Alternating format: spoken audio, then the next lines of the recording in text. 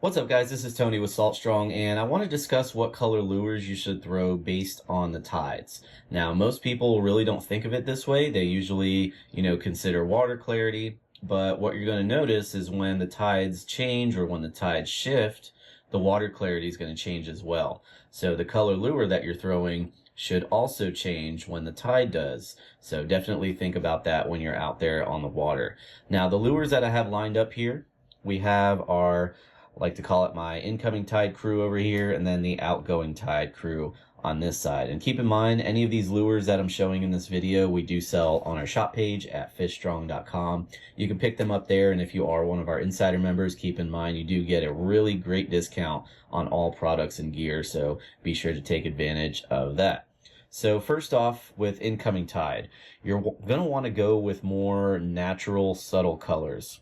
So this lure here is our Power Prawn USA. As you can see, it's more of a natural color of a shrimp. And then we have our Mulligan in the Slam Shady color. That white color is ideal for clear water, clean water applications. Still works good in dirty water because, basically all bait fish are going to be a white color. So works really good incoming tide or outgoing tide. And then a pink color is still light and subtle. When it's in the water, it tends to look a little lighter than the actual pink color. So can work really good for incoming tide when you have cleaner water coming in from the ocean. And then when it comes to outgoing tide, you're going to have a lot of water flushing out of the bays and the rivers and the creeks, and it can stir up that muddy bottom where the water has pushed up into. So darker colors are the way to go with an outgoing tide.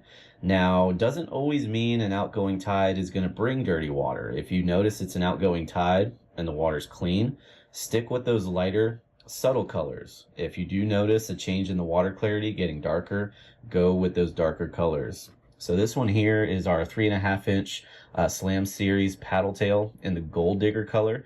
Gold is really good on outgoing tide during the day because gold actually requires less light to flash when it's in the water. So gold can be a great color in dirty water and outgoing tide. Now this is the same color here, Gold Digger, but it's a larger profile. Larger profiles can be better in dirty water as well because they create more of a disturbance in the water so the fish can dial in where that food is. And this is our 5-inch bomber paddle tail. Then lastly, we have more of a somewhat in between, more of a green natural color. This is our Alabama Leprechaun. It's a green base, has some gold flash in there and also red flakes. This can be sort of that in between. If the water's really not too murky, but it's not too crystal clear, this could be really good. Also works really well in grassy areas because it helps blend in with that grass. So again, just something to think about when you're out there fishing during, the tide cycle, whether it be an incoming tide or an outgoing tide or possibly slack tide where the water's really not moving. It could still be clear or it might be dirty. Consider your lure color when it comes to the tide.